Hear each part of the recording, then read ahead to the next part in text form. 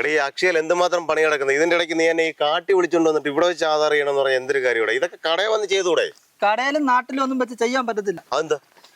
എൻ്റെ ഒരു ചേട്ടനുണ്ട്, പുള്ളിയെ കൊണ്ട് ആകെ ശല്യമാ. എൻ്റെ വീട്ടുപേര് എവിടെ പറയുന്നോ അവിടെ എല്ലാം ശല്യമാ. എങ്കിൽ പിന്നെ നീ എന്നെ വിളിച്ചൂടെ? ഞാൻ വീട്ടിൽ വന്ന് ചെയ്തു തരത്തില്ലയോ?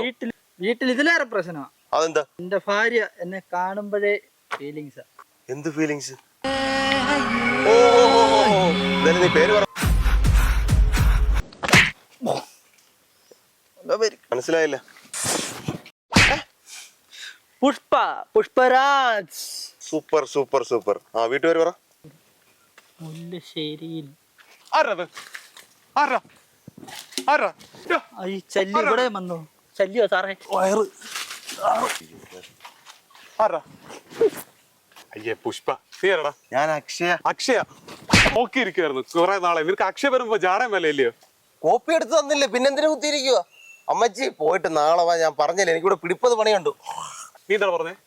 മുല്ലശ്ശേരിയിൽ. നീ മിണ്ടരുത്. എന്റെ അച്ഛന്റെ പേര് കളയാനായിട്ട് നേരായ വഴിയിലൂടെ ഉണ്ടായ കുട്ടികൾക്കാണ് കുടുംബ പേര്, അല്ലാണ്ട് ചാരസന്ധിക്കല്ല. ജാരസന്ധയല്ല, ജാരസന്ധ. നീ മിണ്ടരുത്. പറയടാ, പറ.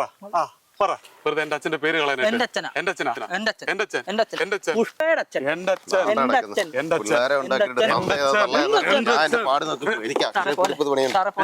എന്നെ വിട്, എന്നെ വിട്, എന്നെ വിട്. എനിക്ക് അത് തരത്തില്ല. അച്ഛനെ